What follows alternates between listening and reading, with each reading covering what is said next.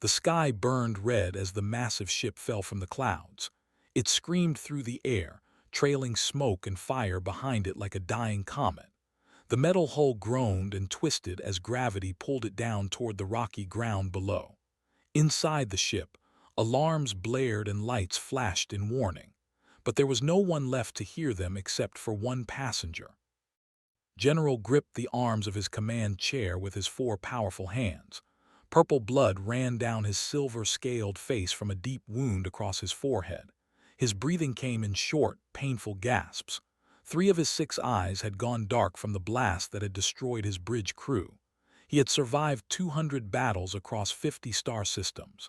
He had conquered worlds and crushed armies. But today, his enemies had finally caught him. The ambush had been perfect. They had waited until his flagship was alone, separated from his fleet. Then they struck with overwhelming force. His shields fell in seconds. His weapons went offline. His crew died at their posts, loyal to the end. Now only he remained, falling toward an unknown world in a ship that was already dead. Checked his tactical display with one trembling hand. The planet below was listed as a human colony world. Humans, the soft ones, the weak prey species that somehow spread across the stars like insects. His empire had barely noticed them. They were too small, too fragile, too emotional to be a real threat. Many in the empire believed humans would destroy themselves within a generation. The general felt his body growing cold. His vital fluids were leaking from multiple wounds. Even if he survived the crash, he would die within the hour. Perhaps that was better. Better to die than be captured by the humans. They would probably torture him for information, or parade him as a trophy, or sell him to his enemies. That was what his people would do to a captured enemy general. The ship hit the ground hard. Metal shrieked and tore. Felt his body thrown forward against the restraints, then sideways, then everything went dark. When he opened his remaining eyes again, he could smell smoke and burning chemicals. Warning lights still flashed weakly around him. The command chair had saved his life, but he was trapped. A heavy beam had fallen across his legs. He could not move. He could barely breathe. This was how he would die then, alone in a crashed ship on a primitive world, slowly bleeding out. Time passed. How much he did not know. His thoughts became foggy. His body felt distant and cold. Then he heard voices. They spoke in that strange human language, quick and soft. Footsteps clanged on metal. Someone was coming. Tried to reach for his sidearm, but his hands would not obey. He managed to turn his head slightly toward the sound. A light shined in his face. He heard a sharp intake of breath. The human had found him. "Got a survivor here," the voice shouted. It was male, calm despite the situation. "Big one, looks badly hurt. We need to move fast, this ship could explode any second." More footsteps, more voices. His vision blurred, but he could make out shapes moving around him. They were smaller than him, these humans, fragile-looking. One approached him directly, shining a light in his eyes. "Can you hear me?" the human asked slowly. He wore some kind of uniform with tools hanging from his belt. His face was young, but his eyes were steady. "My name is, we are going to get you out of here." Tried to speak, but only a gurgling sound came out. Purple blood bubbled at his lips. "Don't talk," said. He was scanning with a medical device. "You are badly injured. We are going to help you." Help, the word made no sense. Why would they help him? His kind had ignored their species, had called them weak and worthless. Some commanders had even raided human colonies for sport. These humans should leave him to die, or kill him themselves for revenge. "I need the plasma cutter over here," called out. "This beam is pinning him down." A female human ran up with a heavy tool. "Captain, are you sure about this? That is a general. Look at the armor markings. If we save him." "We save him," said firmly. "That is what we do. Now help me cut him free." The woman named nodded and started cutting the beam. Sparks flew. The metal groaned, felt the pressure on his legs lessen. "We have maybe 2 minutes before this reactor goes critical," another voice said from somewhere nearby. Male, young, nervous. "Captain, we need to move." "Almost there," replied. He had moved to side and was working on the restraints. "Come on, come on." The beam finally broke free, and two other humans lifted it away, released the last restraint. "Okay, everyone, lift together, on three. 1, 2, 3. The humans grabbed body and lifted. He outweighed any two of them, but together they managed it. Pain shot through his broken body. He tried not to scream, but failed. The sound came out like an animal's cry. I know, I am sorry," said as they carried him through the wrecked ship. "We are almost out, just hold on." They moved quickly through the smoking corridors. Alarms were screaming now.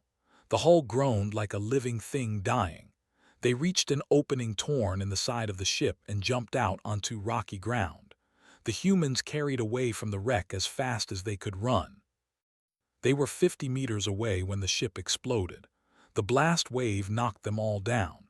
Heat washed over them. When opened his eyes again, he saw his once mighty flagship burning like a funeral pyre against the alien sky. The humans were already moving again. They loaded him onto some kind of stretcher and carried him toward their own ship. It was small and old, a salvage vessel by the look of it, nothing like the warships commanded. But it was functional, and the humans worked together like a trained crew. As they loaded him into the medical bay, eyes met. The human captain looked down at him without fear or hatred, just concern. "You are safe now," said. "We are going to help you." His last thought before unconsciousness took him was impossible.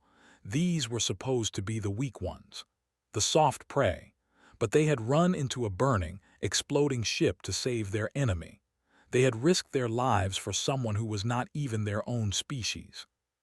What kind of strange creatures were these humans? Doctor stared at the alien body on her medical table and felt her heart race. In all her 15 years of medical practice, she had never seen anything like this. The creature was massive, easily twice the size of a large human male. Silver scales covered most of its body. It had 6 eyes, though 3 were damaged beyond repair. 4 arms, 2 legs, and a physiology that made absolutely no sense according to any medical textbook she owned. "His blood pressure is dropping again," said from the monitor station. The young medic's voice was tight with stress. "Doctor, I do not even know if I am reading these numbers correctly. We have never treated a before." Took a deep breath and forced herself to focus. "We treat what we can see. Bleeding, broken bones, damaged organs. The basics are the same for any living creature." But even as she said it, she knew it was not that simple. The alien's blood was purple and thick. His bones were denser than steel. His organs were arranged in ways that made human anatomy look simple by comparison. And worst of all, he was dying. Fast. "Start another transfusion with the synthetic fluid," ordered. "And get me the tissue regenerator. We need to seal these wounds before he bleeds out." She had been working for 3 hours straight since Captain brought the alien aboard. 3 hours of desperate improvisation and guesswork. The alien had more than 20 serious injuries, internal bleeding in multiple locations, broken bones, severe burns. Any one of these wounds would have killed a human. The fact that he was still alive at all was a miracle. Or maybe it was just toughness. They were warriors after all, built for battle. Worked quickly, using the regenerator to seal the largest wounds. The device was designed for human tissue, but she adjusted the settings and prayed it would work. The alien's body responded slowly at first, then faster. His cells seemed to accept the treatment, weaving together under the regenerator's beam. "It is working," said with relief. "The bleeding in his torso is stopping." "Good. Now we focus on the head trauma." Moved to examine the alien's skull. 3 of his 6 eyes were ruined, crushed by whatever blast had hit him. She could not save them, but she could prevent infection and reduce the swelling in his brain, or what she assumed was his brain. The scans showed a complex neural structure that extended down his spine in ways human brains never did. Hours passed, lost track of time.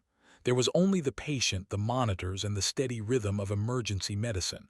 Seal a wound, stabilize an organ, balance the fluids, monitor the vitals, over and over. "Doctor, you need to rest," said gently. "You have been working for 6 hours without a break."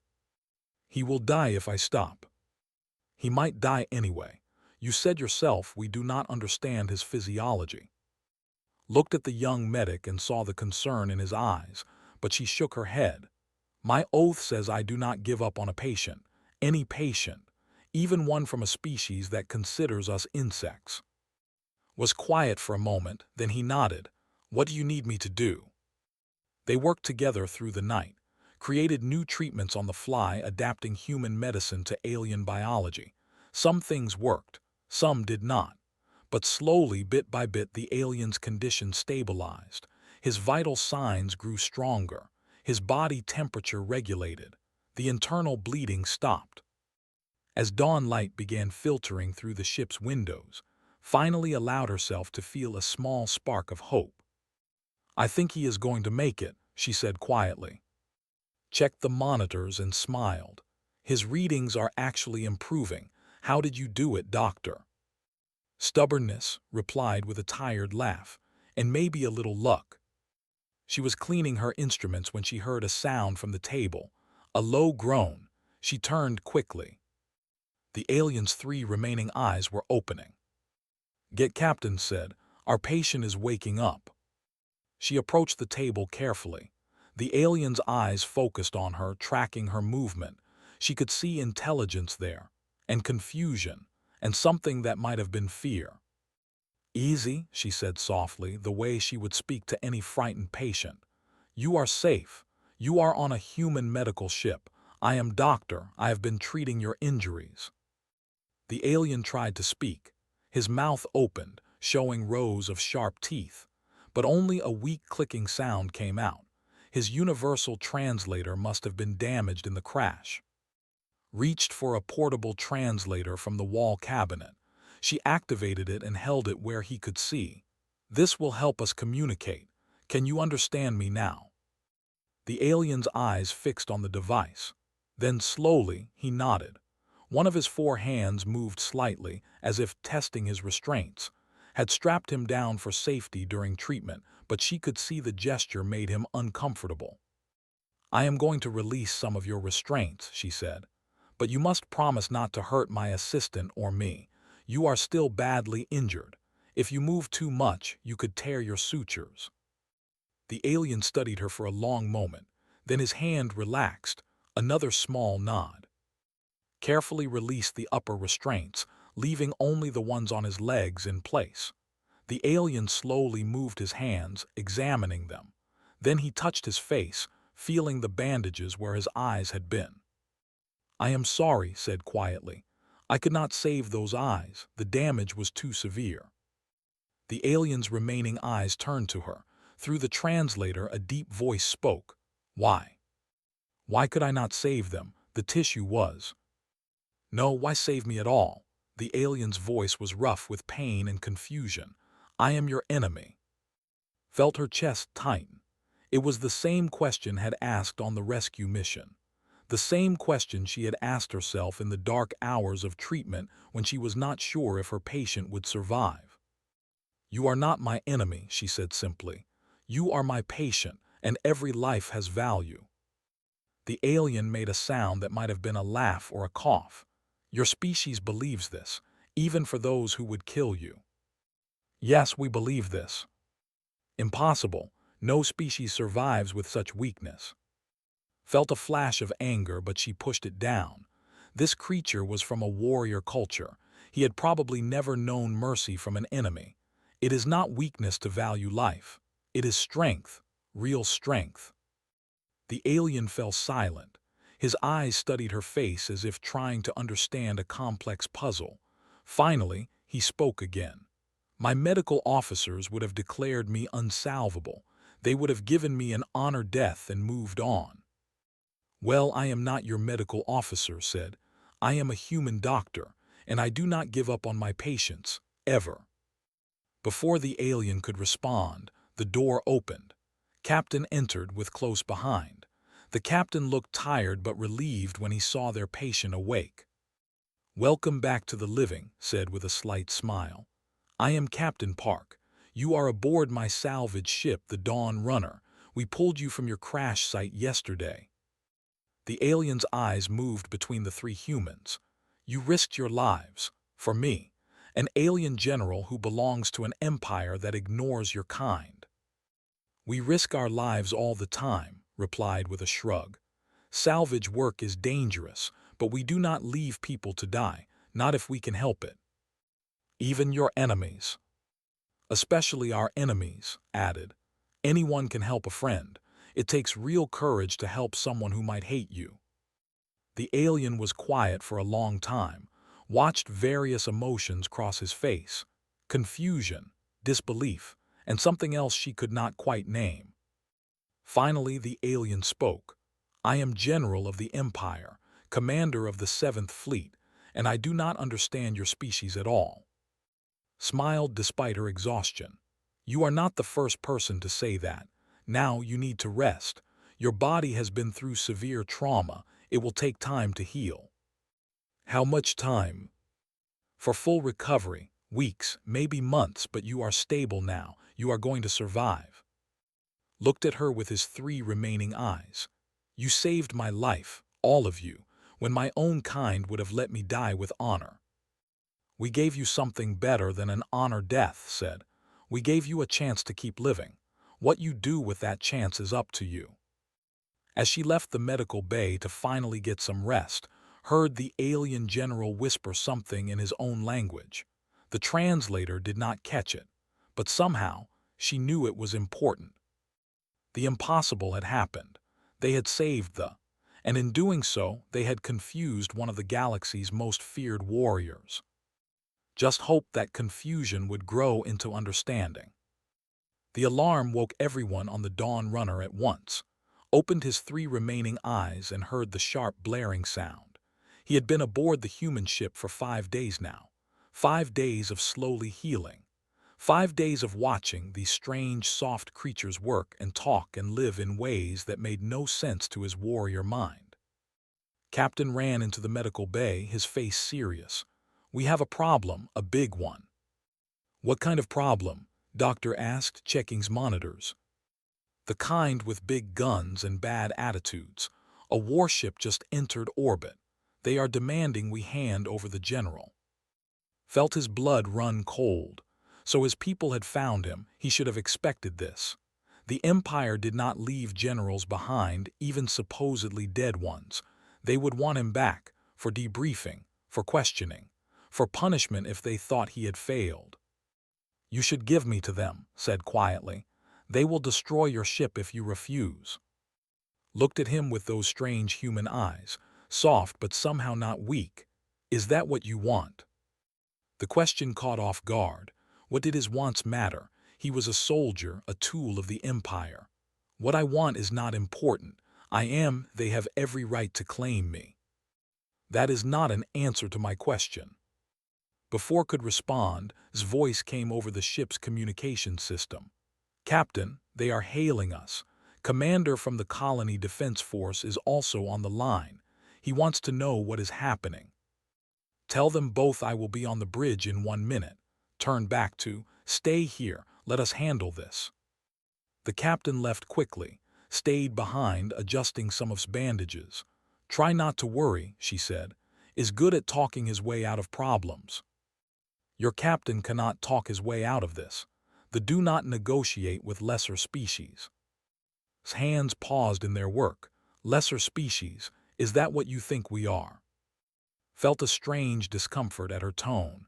"It is what my empire teaches. Humans are soft, weak, sentimental. You waste resources on the sick and old. You value feelings over logic. You should have died out long ago." "And yet we are still here," said quietly. "Maybe your empire does not understand humans as well as it thinks." She left before he could reply, lay on the medical bed, listening to the muffled sounds of conversation from the bridge. He could not make out the words, but he could hear the tones: tense, urgent, worried. 20 minutes later, the door opened again. But this time it was not Or. It was a young human female in a military uniform. She had a weapon on her belt, but her hands were empty. She looked at with open curiosity. "So you are the big scary general everyone is fighting over," she said. "You do not look so scary all bandaged up." "Who are you?" asked. "Security officer for the colony. They sent me and my squad to the Dawn Runner when they showed up, just in case things get messy." She pulled up a chair and sat down backward on it, arms folded over the back. "So here is the situation. Your people want you back. Captain Park says no. Commander is backing him up. Now we have a warship and 3 human defense ships in a starring contest in orbit. Your commander is a fool. 1 warship could destroy all 3 of your ships." Shrugged, probably, but Commander is not backing down. He says you are under our protection now, as a patient and as someone seeking refuge. Refuge? Felt his confusion growing. I did not ask for refuge. Did you ask to be rescued? Did you ask Doctor to work all night saving your life? Did you ask Captain Park to risk his crew pulling you from a burning ship? Leaned forward. We do not wait for people to ask for help. We just help. That is what humans do. That is insanity. Maybe, but it is our insanity. She smiled, but there was steel in her eyes. And we do not abandon people who need help, even our enemies, especially our enemies. Before could process this, the ship shook slightly, an impact against the shields. The lights flickered. "Warning shot," said, not looking particularly worried. "They are getting impatient." The door opened and entered, followed by a tall human male in a commander's uniform. This must be. The commander looked at with a measuring gaze. "General," said formally, "I am commander of the Colonial Defense Force. I need to know something, and I need you to answer honestly. Do you want to return to your people?" Opened his mouth, then closed it. It should be a simple answer. He served the Empire. Of course he should return. But then he remembered the cold metal table in the medical bay, the certain knowledge that he was going to die. And then the humans came. They ran into danger to save him. They worked through the night to heal him. They treated him with a gentleness his own people never showed. He started, then stopped. "I do not know." Nodded as if he expected that answer. "Then until you decide, you are under our protection. I will not hand you over to anyone against your will. They will attack you. Let them try. This is human space. We protect those who seek shelter here. That is our law." Another impact, harder this time. The ship rocked. "Commander, the captain is demanding a response." His voice came through the communication system. "He says this is their final warning." Tapped his communication badge. "Put him through all channels." A harsh voice filled the ship, speaking in language, translated automatically in his mind. The captain was furious, insulting, threatening. Listened to the entire tirade without expression. Then he responded in clear, simple words. "This is Commander. General is a patient in our medical facility. He is protected under colonial law and galactic medical convention. We will not release him to anyone without his explicit consent." "He is property," the alien captain roared. "You have no right." "He is a living being," interrupted. "Not property. And while he is recovering in our care, he is under our protection. If you fire on this ship or colony, you will be committing an act of war.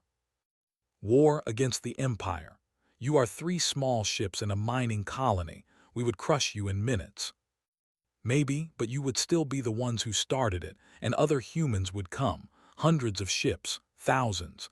We do not forget when our people are attacked, and we never ever stop coming." His voice was calm but absolute.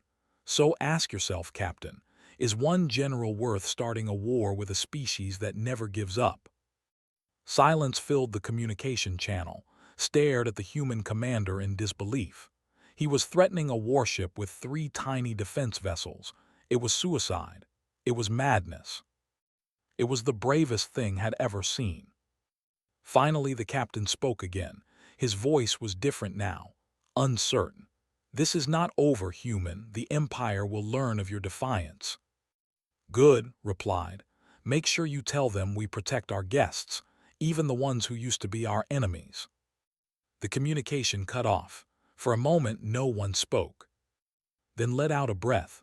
"That was intense. I thought for sure they were going to start shooting." "They were confused," said. "They understand strength and violence. They do not understand sacrifice for principles. That confusion bought us time." He turned to, "The warship is leaving orbit, but they will be back probably with more ships. You need to decide what you want to do, General." Looked at all the humans in the room. These soft, weak, sentimental creatures who had just threatened war with a superior force to protect him. Him, their enemy. "I do not understand your species," he said slowly. "You risk everything for someone you should hate, someone who belongs to an empire that has caused you nothing but pain. Why?" Spoke up from her chair. "Because that is who we are. We have been the underdog before. We have been beaten, hurt, left for dead. And we know what it feels like when someone shows you mercy when you do not deserve it, so we do the same for others. Even at the cost of your own lives." "Especially then," said, "because a life lived without helping others is not worth living at all." Felt something crack inside his chest. Not a physical thing, something deeper, a belief he had held his entire life. That strength was everything, that mercy was weakness, that might made right. These humans had shattered that belief without even trying. They had shown him a different kind of strength. The strength to stand against impossible odds for what was right. The strength to help even when it hurt. The strength to be kind in a cruel galaxy. "You are all fools," he said quietly. Smiled. "Yeah, we get that a lot. But you are brave fools. We will take that as a compliment." Closed his three eyes. For the first time in his long military career, he did not know what to do. His entire worldview was crumbling, and these strange, impossible humans were the ones crumbling it. What kind of galaxy had he been living in where the weak were actually the strongest?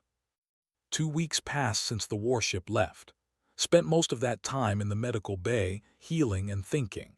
His body was recovering well, thanks to doctors' constant care. But his mind was another matter.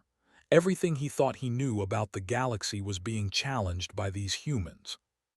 Captain had moved the Dawn Runner to the main colony while recovered. The small settlement called Hope Station was nothing like the massive military bases was used to. It was small, maybe 5,000 people. The buildings were simple and functional. There were no defensive walls or weapon towers, just homes, shops, farms, and schools. "How do you defend this place?" asked one day as they looked out the medical bay window at the colony below. "We have the defense force, 3 ships and about 200 soldiers. Not much, but enough to handle pirates and small threats." "And large threats?" Shrugged. "We call for help. Other colonies send support. That is how human space works. We look out for each other." "But what if help does not arrive in time?" "Then we fight with what we have. And if we lose, at least we lose fighting for something that matters. Our homes, our families, our right to exist in peace." Watched a group of human children playing in a park below. They were laughing, running, completely unaware of the dangers in the galaxy. So fragile, so vulnerable. "Your young are not trained for war." "They are children," said simply. "They should play and learn and grow. War can come later if it must, but childhood should be for happiness." "The begin military training at age 4. I know, I have read about your culture, looked at with those strange soft eyes. Does it make you better warriors?" "Yes, our soldiers are feared across the galaxy." "And does it make you happy?" The question caught completely off guard. Happy. What did happiness have to do with military strength? Happiness is not relevant to a soldier's duty. "Maybe that is the problem," said quietly. A few days later, Doctor cleared to leave the medical bay for short periods. He could walk now, though his legs were still weak. She gave him a cane and made him promise to rest often. "Where will you go?" she asked as she checked his vital signs one more time. "I do not know. I have never not known where to go before." Smiled. "Well, you are welcome anywhere in the colony. The people know you are here. Some are scared, some are curious, but most just want you to recover in peace. They are not angry. I belong to an empire that has raided human colonies. Some are angry, but anger fades, and you did not raid us. You are just one person trying to heal. That is all that matters." Left the ship slowly, testing his strength. The colony air was fresh and clean, nothing like the recycled atmosphere on warships. People stopped and stared as he walked by. A massive alien general with silver scales and bandaged eyes, walking with a cane through their peaceful settlement. But no one attacked him. No one even shouted insults. They just watched with careful, curious eyes. He found himself walking to the industrial section of the colony. The sound of machinery drew him. It was familiar, comforting. In a large workshop, he saw a human working on some kind of engine. The man was covered in grease, tools spread around him like weapons on a battlefield. "That combustion chamber is cracked," said without thinking. "You need to replace the seals or it will fail within a week." The human looked up in surprise. He was middle-aged with kind eyes and strong hands. "You know engines." "I commanded a fleet. I know every system on my ships." The man stood and wiped his hands on a dirty cloth. "I am Shin, lead engineer for the colony, and you are right about the seals. I was hopping to patch them, but replacement would be better." He studied for a moment. "You must be the general everyone is talking about. Want to help? These hands are getting old and your reach is much longer than mine." Found himself agreeing. For the next few hours he worked alongside, repairing the engine. The human talked while they worked, about his family, about the colony, about the challenges of keeping old equipment running with limited supplies. "Why did you come here?" asked finally. "To this remote world with so little?" Smiled. "Because it was here, because it needed people, because someone has to build the future one colony at a time." He tightened a bolt with practiced ease. "Also, I like the quiet. Big cities are too noisy for me." "But you have so little. No defenses, limited resources. One crop failure could mean starvation." "Then we share what we have. Other colonies help us. We help them. That is how humans survive, together. The way is different. Each ship, each fleet, each commander stands alone. We take what we need. We show no weakness." "And how is that working for you?" asked gently. Had no answer. When they finished the repair, pulled out a small container. "Lunchtime, you hungry?" The engineer opened the container. Inside were simple food items. Bread, some kind of protein, fruit, nothing fancy. "I only brought enough for one," said. "But we can share. I am not that hungry anyway." "I cannot take your food." "You are not taking it, I am sharing it. There is a difference." Split the meal in half and handed a portion. "Besides, you helped me with the engine. Fair trade." Ate slowly. The food was simple but good. And there was something else. Something he had not experienced in his entire military career. The simple act of sharing a meal with someone who expected nothing in return. "Why are you kind to me?" he asked. "Your people have every reason to hate mine." Thought for a moment. Hate takes energy. Forgiveness is easier. And you are not your people, you are just you, one person who needs help, so we help. Over the next few days, explored more of the colony. He watched the humans work and live and laugh. He saw families eating together, workers helping each other without being ordered, people arguing about ideas, then settling differences with words instead of violence. One day, he found himself in the colony school. A teacher named Sara Lee was giving a lesson to young children. She saw him standing in the doorway and smiled. "Class, we have a visitor. This is General, he is from the Empire." The children stared with wide eyes. One brave little boy raised his hand. "Are you a bad guy?" Felt his scales tighten. How should he answer that? According to these human standards, probably yes. But Sora answered for him. He is a person who is learning about us, just like we learn about other species. Why do we not ask him some questions? For the next hour sat with human children and answered their innocent, curious questions. They asked about his home world, about culture, about his armor, about his eyes. They showed no fear, only fascination. One little girl asked, "Does it hurt, having 3 of your eyes broken?" "Yes," admitted, "very much. My mama is a nurse. She says pain tells us we are alive, and being alive is good." Such simple wisdom from such a small creature. After the children left, Sora invited to stay. She showed him the curriculum, history lessons that taught both war and peace, science lessons that emphasized discovery over destruction, philosophy lessons that asked hard questions about right and wrong. You teach them to think, observed. Of course, what good is knowledge without the ability to question it? Sora pulled out a book. This is about the human first contact. We teach our children what your empire did to our early colonies, but we also teach them about the who refused to fight, the ones who traded instead of raided, the individuals who chose differently than their culture. Why? Because we want them to understand that no species is all good or all bad. We are all just people trying to survive. Some choose violence, some choose peace, and some, like you, might change their minds about what they believe. Felt something shift in his chest again. That same cracking feeling from before, but stronger now.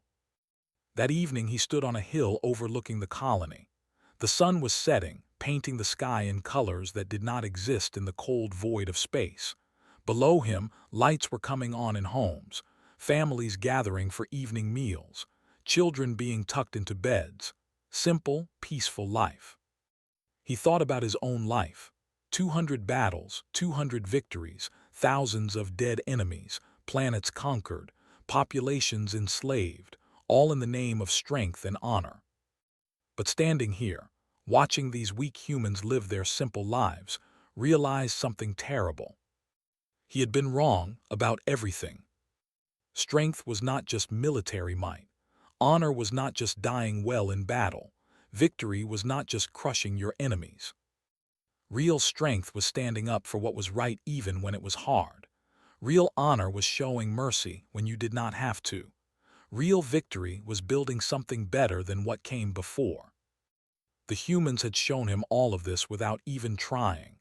They had defeated him more completely than any enemy ever had, not with weapons but with simple, stubborn kindness. "You look troubled," a voice said behind him. It was, walking up the hill with 2 cups of something hot. "I am trying to understand." "Understand what?" "How a species this soft survived. How you spread across the stars. How you can be so weak and yet so strong at the same time." Handed him a cup. "We are not weak, we just define strength differently than you do." Sipped the drink. It was bitter but warm. "I have conquered 200 worlds. I thought I understood war. I thought I understood victory. And now I think I understood nothing at all." The alarm woke from the first peaceful sleep he had experienced in weeks. But this time the sound was different. Not a drill, not a false alarm. This was the real warning. The colony was under attack. He moved faster than Doctor would have approved. His body was still healing, but adrenaline and battle instinct took over. He grabbed his cane and moved toward the command center as quickly as his injured legs would allow. The command center was chaos. Commander stood at the main console, his face grim. Screens showed multiple ships entering orbit, but these were not vessels. "Raiders," explained when she saw enter. 6 ships, heavily armed. They must have heard about the colony having a wounded general, probably thinking they can take you prisoner and sell you back to your empire. "How long until they reach the surface?" asked. 20 minutes, maybe less," turned to face him. "I am sorry, General. We do not have the firepower to stop 6 ships. We might be able to evacuate some civilians, but not all, not in time. Looked at the screens. He recognized the ship configurations. Brutal raiders, mercenaries. They would attack the colony, take what they wanted, and kill anyone who resisted, including all the humans who had saved his life, who had shared his food, Sara, who had taught him about human philosophy, the children who had asked him innocent questions, Doctor, who had refused to let him die, Captain, who had run into a burning ship to save an enemy. "I need a communication channel," said. "What?" "Open a channel to the ships, now." Hesitated, then nodded to his communications officer. "Do it." A harsh voice came through the speakers, speaking in the universal trade language. "Human colony, surrender the general and we might let some of you live." Move to the communication panel. When he spoke, his voice carried the weight of 200 battles and a lifetime of command. "This is General of the Empire, Commander of the 7th Fleet, victor of the Battle of Three Suns and the Siege of Prime. You will leave this system immediately." Laughter came through the channel. "The wounded general speaks. We know all about you. You are worth a fortune, dead or alive." "Then you know what I am capable of," straightened despite his injuries. "This colony is under my protection. If you attack it, you attack me. And I promise you, I am still dangerous enough to make you regret that choice." More laughter. "You are one injured alien with no ship and no weapons. What can you possibly do? I can tell you exactly how to breach your shields, how to disable your engines, how to turn your own weapons against you. I have studied military technology for 50 years. I know every weakness in your ships." Paused. "And I will share that knowledge with these humans, who, as you may have noticed, never give up. Ever." The laughter stopped. "Your ships are Model K-47 Raiders," continued. "The shield generators are positioned in the aft section, protected by minimal armor. A focused strike from even light weapons can create a cascade failure. Your targeting systems rely on a central computer that can be disrupted by a simple electromagnetic pulse. Your engines overheat if pushed past 80% capacity for more than 10 minutes. Should I continue?" Silence from the ships. "Leave now," said coldly, "or stay and learn why the Empire feared me enough to send a fleet to retrieve my body. Your choice." For a long moment nothing happened. Then, one by one, the ships began turning away. "This is not over, General," the raider leader snarled. "The price on your head will only grow. Then I suggest you run very far, because anywhere you go, humans will be there, and they do not forget their friends." The ships jumped to faster-than-light speed and disappeared from the sensors. The command center erupted in cheers, was laughing. Commander slumped in his chair with relief. Someone started clapping, and soon the whole room joined in. But barely heard it. He was staring at his 4 hands, trembling now that the danger had passed. He had just defended humans. He had used his knowledge to protect a human colony. He had called them his friends. Everything he was, everything he had been trained to be, should have rebelled against this. But instead, he felt something he had rarely experienced in his long military career. He felt right. "That was incredible," said, walking over with a huge smile. "I do not think anyone has ever scared off raiders with just words before." "It was not just words, it was truth. I do know their weaknesses. If they had attacked, I would have helped you fight them. Even though you are still injured." "Especially because I am injured," looked at the captain. "You risked your life for me when I was your enemy. How could I do less now that you are my friend?" Smile softened into something more serious. "So we are friends now." "I think perhaps we always were. I was just too blind to see it." Over the next few days, news of the incident spread. Not just through Hope Station, but through the entire human colonial network. And beyond that, into the wider galaxy. The story of the general who defended a human colony became a sensation. Found himself in an unexpected position. Humans wanted to talk to him, ask him questions. understand his people better. And more surprisingly, other species started reaching out as well.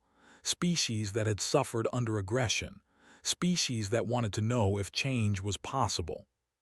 One evening, as sat with and watching the sunset, he made a decision. "I cannot return to the Empire," he said. "We figured," replied gently. "After you defended the colony, your own people probably consider you a traitor." "I am a traitor to everything I was taught, everything I believed." He paused. "But I am finally loyal to something that matters, to the idea that strength and mercy can exist together. That honor means more than just dying well. That maybe, just maybe, the weak humans understand the galaxy better than my people ever did." "So what will you do?" asked. "I want to help. I have knowledge about the Empire, military strategies, ship designs, political structures, information that could help humans and other species defend themselves, or better yet, find ways to negotiate peace." "You would share all of that, turn against your own people." Thought about all the worlds he had conquered, all the people he had killed in the name of honor. "I do not see it as turning against them. I see it as saving them. From themselves. From a culture that values violence over compassion. From a future where they die alone because they pushed everyone else away." Reached over and gently touched his arm. "That is very brave." "No, you were brave. You saved the life of someone who belonged to a species that hurt yours. You showed me mercy when I deserved none. I am just trying to be worthy of that gift." The next day stood before the colony council. Word had spread, and the small meeting hall was packed with people who wanted to hear what he had to say. "My name is General," he began. "I have conquered 200 worlds in the name of the Empire. I have killed thousands, destroyed cities, enslaved populations. I tell you this not to brag, but so you understand who I was." He paused, looking at the faces watching him, some fearful, some angry, some curious. "But now I have learned something. I learned it from Captain Park, who ran into a burning ship to save his enemy. From Doctor, who worked through the night to heal someone her people should hate. From Commander, who risked war to protect a stranger. From Engineer Shin, who shared his food without hesitation. From Teacher Sara Lee, who showed me that wisdom matters more than weapons. From Soldier, who taught me that real courage is helping those who might hurt you." His voice grew stronger. "I have conquered 200 worlds, but today humanity conquered me, not with weapons, not with violence, but with something my people have forgotten exists: compassion, kindness. The simple, stubborn belief that every life has value, even the lives of your enemies." The hall was completely silent now. "The Empire believes you are weak because you care, because you help those who cannot help themselves, because you value cooperation over domination. But I have seen your strength. It is the strength to stand against impossible odds for what is right. The strength to show mercy when showing none would be easier. The strength to build instead of destroy." Took a deep breath. "I am requesting asylum in human space, and in exchange I offer everything I know, my military knowledge, my understanding of strategy and culture, my contacts within the Empire. I will help you defend yourselves, or better yet, I will help you find peace." He bowed his head, a gesture of respect in both human and culture. "You saved my life when my own people would have let me die. You showed me a better way to live.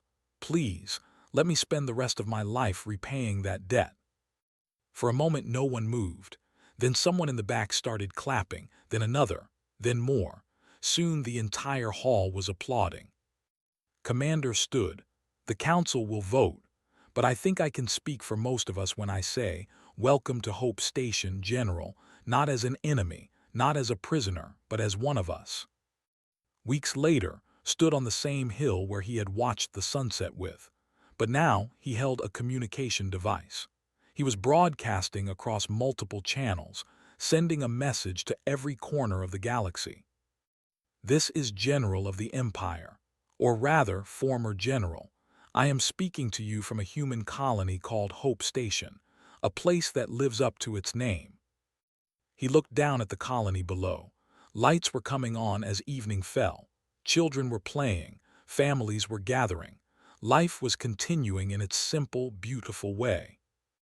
I spent my life believing that strength was everything, that mercy was weakness, that the strong had the right to dominate the weak. And then I crashed on a human world broken and dying, and they saved me. His voice filled with emotion. They did not have to.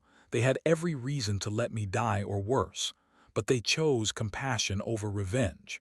They chose to heal instead of harm, and in doing so, they taught me the greatest lesson of my life. He paused. The humans are not weak. They are the strongest species I have ever encountered, because they possess something more powerful than any weapon. They have hope. They have kindness. They have an unbreakable belief that tomorrow can be better than today if we choose to make it so. My people call humans soft prey, lesser beings, but I tell you now with all my experience and all my knowledge, the Empire is wrong about humans, about strength, about what truly matters in this galaxy. Looked directly into the recording device. I am staying with the humans. I will help them however I can, not because they are paying me, not because they are forcing me, but because they showed me mercy when I did not deserve it, and I want to spend the rest of my life being worthy of that gift. To the Empire, you taught me how to conquer, but the humans taught me why conquering is wrong. You taught me how to kill, but the humans taught me why every life matters.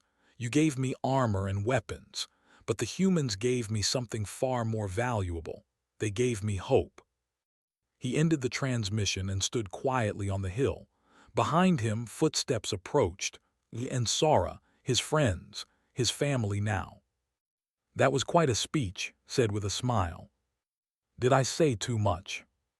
No, you said exactly what needed to be said. Stood beside him, looking out at the colony. You know this will make you famous, right? And probably wanted by your empire. Good, let them come. Let them see what humans have built here. Let them see that there is another way. Laughed, you have become quite the optimist. I learned from the best teachers. They stood together as the stars came out overhead. One alien general and 6 humans, an unlikely group, an impossible friendship.